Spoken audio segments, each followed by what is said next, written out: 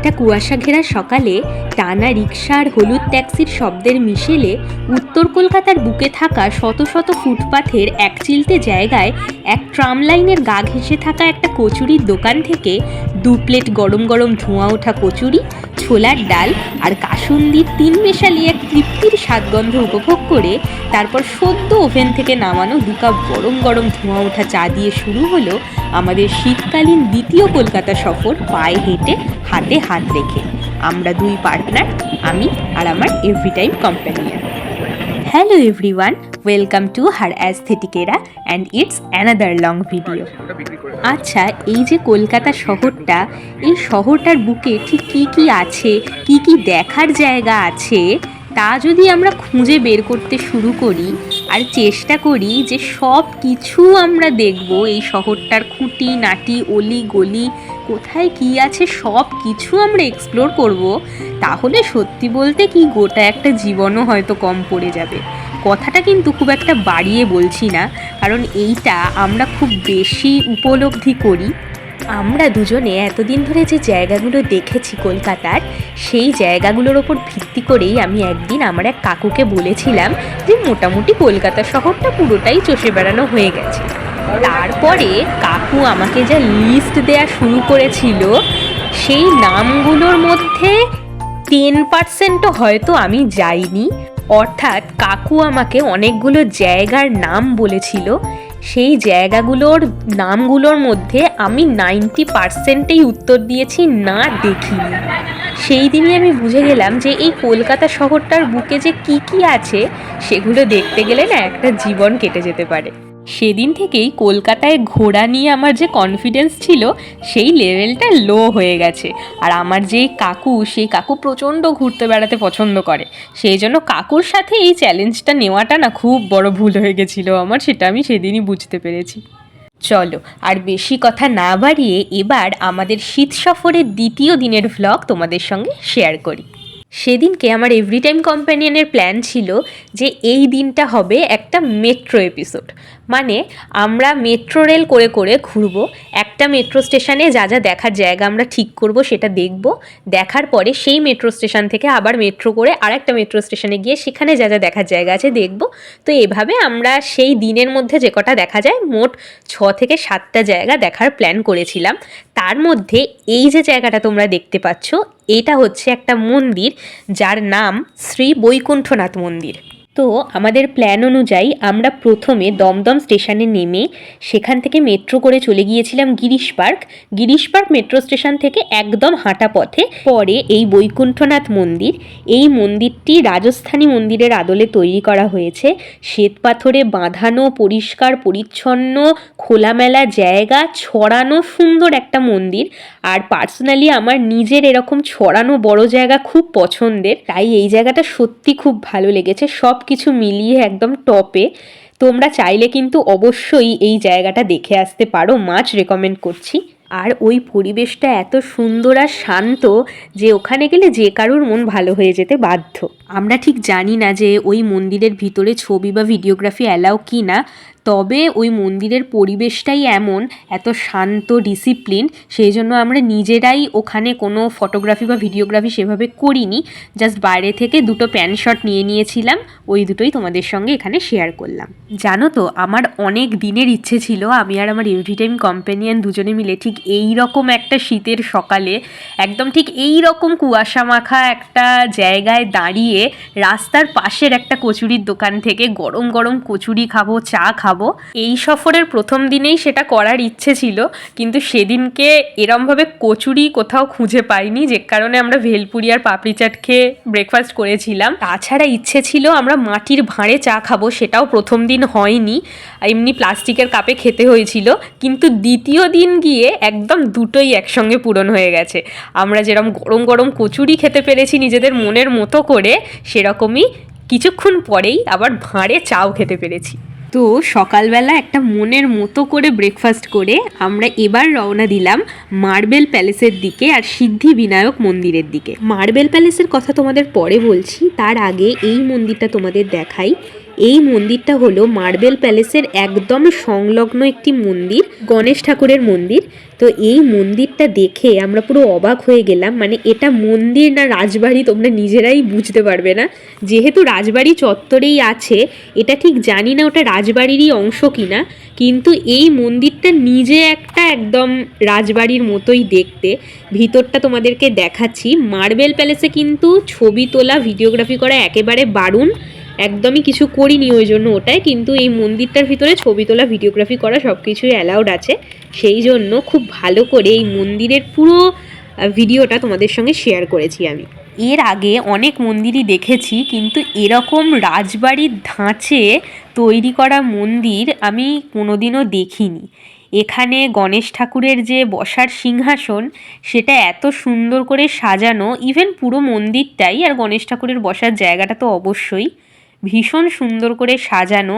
একেবারে সোনার কি না জানি না, মানে সত্যি সোনার হয়তো হবে না বা হতেও পারে, কিন্তু এরকম সোনার মতো রঙের একটা সিংহাসন, বিশাল বড়, খুব সুন্দর লেগেছে, ভীষণ সুন্দর। তোমরা তো দেখতেই পাচ্ছ।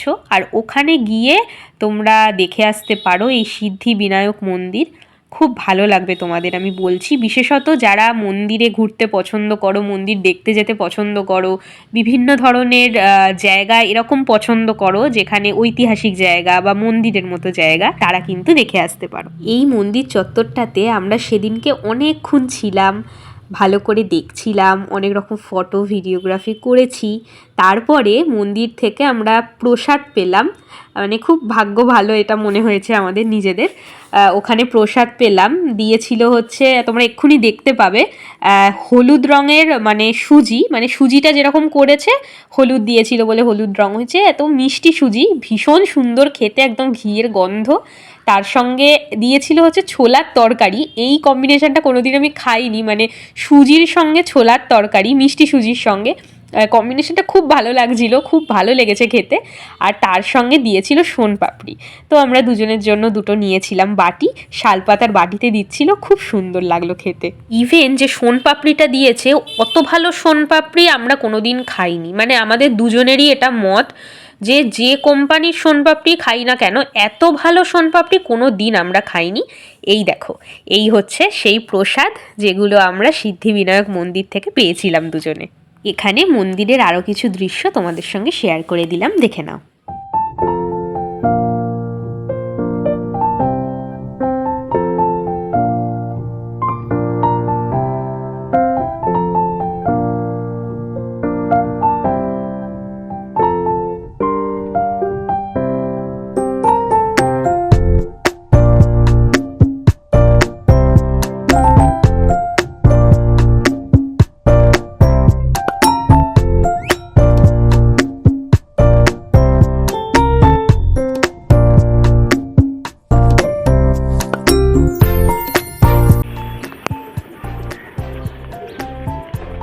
এবারে তোমাদেরকে বলি আমাদের সেদিনের মন কেড়ে নেওয়া এক গন্তব্যের কথা, সেটা হলো মার্বেল প্যালেস।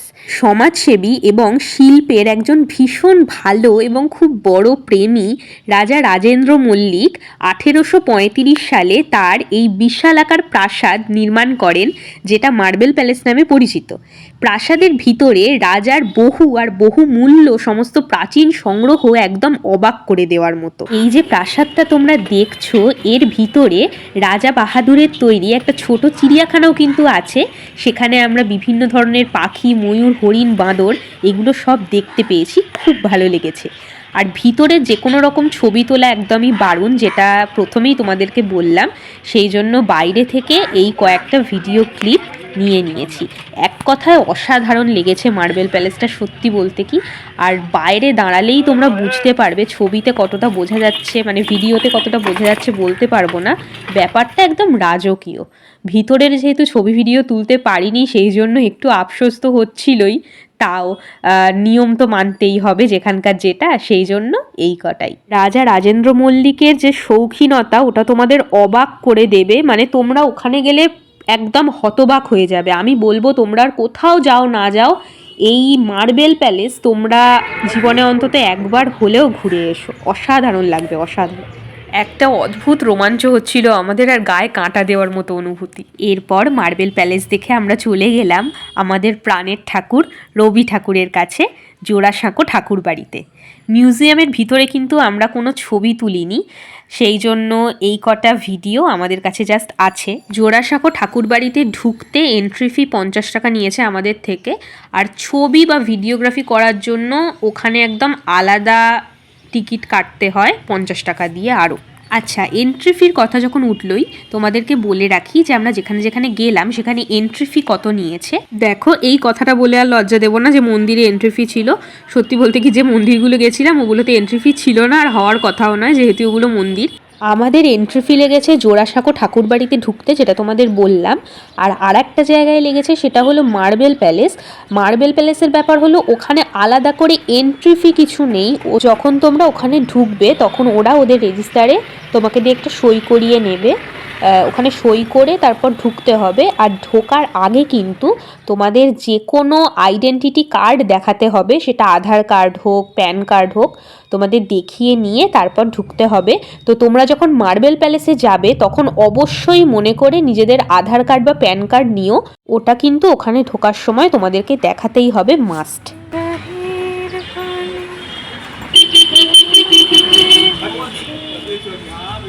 তাহলে বৈকুণ্ঠনাথ মন্দির, সিদ্ধিবিনায়ক মন্দির, মার্বেল প্যালেস, জোড়াসাঁকো ঠাকুরবাড়ি, এই 4টে জায়গা দেখার পরে আমরা হাঁটতে শুরু করলাম আবার নিজেদের আর একটা গন্তব্যের দিকে, মেট্রো স্টেশনের দিকে অবশ্যই। তার কারণ আমরা গিরিশ পার্ক মেট্রো স্টেশন থেকে বেরিয়ে এবারে মেট্রো করে গিয়েছিলাম মহাত্মা গান্ধী রোডে, কারণ আমাদের নেক্সট গন্তব্য ছিল মাধব ভবন। হ্যাঁ, তবে এই মাধব ভবনের কথাটা তোমাদের সঙ্গে একটু পরে শেয়ার করছি। তার আগে এখানে কতগুলো কিউট মোমেন্টস তোমাদের সঙ্গে শেয়ার করে নিই। এইখানে রাস্তায় চলতে চলতে দুজনের সাথে দেখা হয়ে গেছে, আর আমার এভরি টাইম কম্পেনিয়ন মানে তো তোমরা জেনেই রাখবে যে ও ভীষণ পছন্দ করে কুকুর বিড়াল, এবং আমিও পছন্দ করি অবশ্যই। তাই তাদের সাথে একটু আহ্লাদ করা চলছিল। আর এই দেখো, এটাই হলো সেই মুহূর্ত যখন আমরা আমাদের বহু প্রতীক্ষিত কলকাতার একটা রাস্তার ধারে দাঁড়িয়ে কুয়াশা মাখা সকালে ভাঁড়ে গরম গরম চা খাবো ঠিক করেছিলাম, সেটা হলো। আর তারপরে রাস্তায় চলতে চলতে এটা দেখে এত ভালো লাগলো, ওরা ফল কেটে কেটে একদম টাটকা বিক্রি করছিল। তো আর পেঁপে, মানে পাকা পেঁপে থাকলে আমি নিজেকে একদম কন্ট্রোল করতে পারি না, পাকা পেঁপে আমার অসম্ভব ভালো লাগে। আর এরা পুরো বাটি ভর্তি করে পাকা পেঁপে, তার সঙ্গে আরও কিছু ফল বিক্রি করছিল। তো আমরা দুজনে সেইটা খেলাম, একটু শরীরটাও ঠান্ডা হলো, মনটাও ঠান্ডা হলো। আর এই যে ফলগুলো খেলাম, অসাধারণ খেতে, আর পেঁপেটা এত মিষ্টি ছিল, মানে অসম্ভব সুন্দর পেঁপে খেলাম অনেক দিন পর। এরপর আমরা হাঁটতে শুরু করলাম আমাদের নেক্সট গন্তব্য মাধব ভবনের দিকে। কি বলতো, উত্তর কলকাতার পুরোটাই হলো ঐতিহ্যবাহী, তারই মধ্যে একটা হলো এই মাধব ভবন।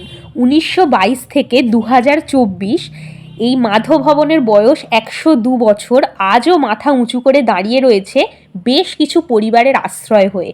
হ্যাঁ, এই মাধব ভবন কিন্তু সেরকম কোনো দেখার জায়গা নয়, বা এখানে কোনো এন্ট্রি ফিও নেই। এটা হলো সাধারণ মানুষের বসবাসের বাড়ি হয়, সেই বাড়ি। কিন্তু মাধব ভবনের মেন বৈশিষ্ট্য যেটা, সেটা হলো এই মাধব ভবন হলো কলকাতার একমাত্র অষ্টভুজাকৃতি বাড়ি। তোমরা নিচ থেকে ওপরে তাকালে দেখতেই পাবে যে 8টা বাহু, মানে অষ্টভুজ যেরকম দেখতে হয় ঠিক সেরকম দেখতে, যেটা আমরা অঙ্কে করেছিলাম। তো এইটাই হলো মাধব ভবনের বৈশিষ্ট্য। কলকাতার বুকে এই রকম একটা বাড়িও কিন্তু দেখার মতো, সেই জন্যই তোমাদেরকে বললাম যে কলকাতার বুকে যে কি কি আছে সেগুলো যদি আমরা একদম খুঁটিনাটি দেখতে চাই তাহলে কিন্তু একটা জীবনও লেগে যেতে পারে। মানে অনেকেই ভাবতে পারবে না যে একটা বসবাসের বাড়ি, সাধারণ বাড়ি, সেটাও এই রকম এত সুন্দর হতে পারে, আর সবার থেকে আলাদা হয়ে এরকম একটা স্বতন্ত্র বৈশিষ্ট্য বহন করতে পারে। এখানে আবার পথে চলতে চলতে একজন মিষ্টি ব্যক্তির সঙ্গে দেখা হলো। তারপর দেখতে পেলাম যে কি সুন্দর করে রাস্তার ধারে বসেই আঁখ ছাড়াচ্ছে। এভাবে আঁখ ছাড়াতে কখনো দেখিনি, সেই জন্য এই মুহূর্তটাও কিন্তু ধরে রাখলাম। এখানে কত আঁখ নিয়ে বসেছে, আর কি সুন্দর করে আঁখের খোলাগুলোকে নিপুণ হাতে ছাড়াচ্ছে। ওই যন্ত্রটা কি জানি না, বাট খুব সুন্দর লাগলো দেখতে। তাই জন্য ওখানে দাঁড়িয়ে একটা ভিডিও ক্যাপচার করে নিলাম। আর তখন আমরা হাঁটছিলাম আমাদের নেক্সট গন্তব্য, আমাদের ষষ্ঠ গন্তব্য এলগিন রোডের দিকে, যেখানে নেতাজির বাড়ি আছে, নিজের বাড়ি নেতাজি ভবন, নেতাজি রিসার্চ ব্যুরো। এখানে নেতাজিকে নিয়ে অনেক গবেষণা করা হয়। তাছাড়া মিউজিয়াম তো আছেই, নেতাজির যাবতীয় খুঁটিনাটি জিনিসপত্র থেকে শুরু করে নেতাজির যে মহানিষ্ক্রমণ সেটা পর্যন্ত এখানে আমরা দেখতে পেয়েছি। মানে সেই যে ঐতিহাসিক চিহ্নটা বহন করছে, যেগুলো দেখলে এখনও পর্যন্ত গায়ে কাঁটা দেয়, যে কথাগুলো ভাবলে এখনও পর্যন্ত বুক ফেটে যায়, চোখে জল আসে। তাছাড়া গর্ব তো হয়ই, ওটা তো বলার আর কোনো বিষয় নয়। তো সেইটাই অনুভবের একটা জায়গা এই নেতাজি ভবন, নেতাজি রিসার্চ ব্যুরো। তো আমরা ওই একইভাবে মাধব ভবন দেখে মহাত্মা গান্ধী রোড থেকে মেট্রো পথে চলে এলাম রবীন্দ্র সদন মেট্রো স্টেশনে। রবীন্দ্র সদন মেট্রো স্টেশন থেকে এই এলগিন রোড নেতাজি ভবন 11 থেকে 12 মিনিটের হাঁটা পথ। তো আমরা বিভিন্ন মুহূর্তের সাক্ষী হতে হতে হেঁটেই চলে এসেছি। নেতাজি ভবনে ঢোকার জন্য কিন্তু একটা এন্ট্রি ফি আছে। আমার আপাতত মনে পড়ছে না ওটা 30 না 40, যতদূর সম্ভব 40 টাকা করে নেতাজি ভবনে ঢোকার জন্য এন্ট্রি ফি, টিকিট কাটতে হয়। নেতাজি ভবনের বাইরে থেকে যত খুশি ছবি তোলা যায়, মানে এই যে বাইরের চত্বরটা দেখতে পাচ্ছ, এই চত্বরের মধ্যে যে কোনো রকম ছবি তোমরা তুলতে পারো, ভিডিও করতে পারো। কিন্তু বাড়ির ভেতরে যখন ঢুকছো, অর্থাৎ মিউজিয়ামের ভেতরে যখন ঢুকে যাচ্ছ, ওখানে কিন্তু ফোন একদম ব্যাগে ঢুকিয়ে রেখে দিতে হয়। ওখানে কোনো রকমের ছবি তোলা, ভিডিওগ্রাফি করা কিন্তু অ্যালাউড নয়। এটা তোমরা মনে রেখো প্লিজ, জায়গাটা শান্তি বজায় রেখো কিন্তু সবাই। আর এই হচ্ছে নেতাজির সেই গাড়ি, যেই গাড়ি চালিয়েছিলেন নেতাজির ভাইপো শিশির কুমার বসু নেতাজির মহানিষ্ক্রমণের দিন রাতে। এইগুলোই বলছিলাম যে এই জিনিসগুলো এক একটা যখন চোখের সামনে দেখি তখন একটা রোমহর্ষক অনুভূতি হয়। মানে এমন একটা অনুভূতি হয় যেটা আমাদের প্রত্যেক ভারতবাসীর মধ্যে হয়। মানে এটা শুধু আমি বা আমরা দুজন বলে নয়, সবার মধ্যে এই একই অনুভূতি কাজ করে যখনই আমরা নেতাজির কথা শুনি বা নেতাজি সংক্রান্ত কোনো মিউজিয়ামে যাই। আর এই জায়গাটা তো ছেড়েই দাও, এই জায়গাটা হচ্ছে নেতাজির নিজের বাড়ি, যেখানে নেতাজির প্রত্যেকটা পদক্ষেপ একদম অনুভব করা যায়। যাই হোক, আর এই হচ্ছে সেই জায়গা, তার বাড়ির পিছনের সিঁড়িটা যেটা দিয়ে মহানিষ্ক্রমণের দিন রাতে উনি নেমেছিলেন। আর এই যে সামনে জায়গাটা দেখছো, এই বড় জায়গাটা, এই জায়গাটাতেই ওনার গাড়িটা দাঁড়িয়েছিল। তো উনি গাড়িতে উঠে ওই যে সোজা একদম যে গেট দিয়ে আমরা ঢুকলাম, অর্থাৎ এন্ট্রান্স যেটা ছিল, সেটা দিয়েই উনি শিশির বোসের সঙ্গে তার মহানিষ্ক্রমণের পথে পা বাড়ান। আর সেই রাতই ছিল তার এই বাড়িতে শেষ রাত, কারণ তার মহানিষ্ক্রমণের পর তো তিনি আর ফেরত আসেননি। তো এই বাড়ি থেকে তিনি সেইবার শেষবারের মতো যাত্রা করেছিলেন, যে গাড়িটা বাইরে দাঁড়িয়ে আছে সেই গাড়িটা করে। তো এই জিনিসগুলো ভাবলেই একটা অদ্ভুত ধরনের অনুভূতি কাজ করে, যেটা এখনও করছে আমার। যখন এই ভিডিওটা আমি এডিট করছি, ভয়েস ওভারটা দিচ্ছি, এখানে লেখাই আছে যে গ্রেট এস্কেপ স্টেয়ারকেস এই দিকে ইন্ডিকেট করা আছে। যাই হোক, এই জায়গাটায় দাঁড়িয়ে না, মানে আমরা শুধু ভাবছিলাম, পড়ছিলাম। আর এই যে সিঁড়িটা দেখছো, এই সিঁড়ি দিয়ে উপরে যাওয়া যায় মিউজিয়ামটায়, উপরে সব আছে। আর প্রথমত এটাই নেতাজির বাড়ি, নেতাজির প্রথম থেকে সব কিছু শেষ পর্যন্ত খুঁটিনাটি এখানেই। আর নেতাজির ব্যবহৃত জিনিসপত্র বলো, নেতাজির এই যে মহানিষ্ক্রমণে যাওয়ার পর উনি কোন কোন পথ দিয়ে গেছিলেন, কিভাবে স্বাধীন করতে করতে ফিরেছিলেন, বা কতটা পথ যাওয়া বাকি ছিল, তারপরে কোথায় গিয়ে ওনার যাত্রাটা শেষ হয়ে যায়। তো এই সব কিছু একদম ম্যাপে দেওয়া আছে, সব আছে। সেগুলো দেখছিলাম আমি আর আমার এভরিটাইম কম্প্যানিয়ন, দুজনের মধ্যে আলোচনা করছিলাম এই জিনিসগুলো। আর দুজনের মধ্যেই অনুভূতি কাজ করছিল, গায়ে কাঁটা দিচ্ছিল। একটুও মানে বাড়িয়ে বলা এগুলো নয়, আর বলার কোনো প্রয়োজনও পড়ে না, উনি এমন একজন মানুষ। তারপরে আমরা পুরো মিউজিয়ামটা ভালো করে ঘুরে আবার বেরিয়ে গেলাম। বাইরে বড় করে একটা নেম প্লেট বসানো আছে JN বোস, জানকীনাথ বোস, নেতাজি সুভাষচন্দ্র বসুর পিতা। তো যাই হোক, মন ভারাক্রান্ত খানিকটা রোমাঞ্চ এই নিয়ে আমরা বেরিয়ে গেলাম নেতাজির বাড়ি থেকে। তারপরে আমরা ফিরলাম দমদমে, আবার আমাদের বাড়ির দিকে রওনা দিলাম। তো আমাদের সেদিনকে একটা জাপানি মন্দিরে যাওয়ার ইচ্ছে ছিল, কিন্তু সময় আর হলো না বলে আমরা যাইনি। মোট 7টা জায়গা আমরা বেছে রেখেছিলাম, তার মধ্যে 6টা জায়গা সেদিনকে আমরা কমপ্লিট করতে পেরেছি। তারপরে আমরা দমদম স্টেশনে দাঁড়িয়ে একটু ছোলা সেদ্ধ খেয়ে উঠে পড়লাম ট্রেনে। সেদিনকে সকালে সারাদিন ঘোরাঘুরি করেছি, কিন্তু কিছু খাওয়াই হয়নি দুপুরবেলা। সেই জন্য আমরা শ্যামনগরে এলাম। শ্যামনগর স্টেশনের কাছে একটা 5 ফোড়ন বলে রেস্টুরেন্ট আছে, ওখানে ভাবলাম খাই গিয়ে। সেই জন্য আমরা ওই রেস্টুরেন্টে গিয়ে 1 প্লেট মতো বিরিয়ানি অর্ডার করেছিলাম, মাটন বিরিয়ানি। তো সেদিনকে আমরা 1 প্লেট মাটন বিরিয়ানি দুজনে মিলে ভাগ করে, কারণ অতক্ষণ সারাদিন ঘোরার পরে আর খাওয়ার অত এনার্জিও ছিল না, কিন্তু আবার খিদেও পাচ্ছিল। সেই জন্য ভাবলাম পেটটা যাতে ভরে সেই রকমভাবেই আমরা কিছু একটা নিয়ে নিই, যেটা দুজনে ভাগ করে খাবো, আবার কষ্টও হবে না। তো এইভাবেই আমরা সেদিনকে দিনটা কাটালাম, আমাদের শীত সফরের 2য় দিন, আর তোমাদের সঙ্গেও শেয়ার করলাম। তো আজকের এই ভ্লগটা কেমন লাগলো তোমাদের জানিও, আমাকে কমেন্ট করে জানিও। বারবার বলি, আমার এই এফর্টটা তোমাদের কেমন লাগে, বা তোমাদের ভালো লাগছে কি না, বা আর কি ইমপ্রুভমেন্ট করতে হবে জানিও। প্রত্যেকবারের মতো এবারেও ভ্লগের শেষে তোমাদের সঙ্গে আমাদের এই দিনে সারাটা দিন ধরে তোলা যা যা ছবি আছে সেগুলো শেয়ার করে দিলাম। আজ তাহলে আসি, আমাদের 3য় শীত সফরের ভিডিও আসছে খুব তাড়াতাড়ি। ততক্ষণ সবাই খুব ভালো থেকো।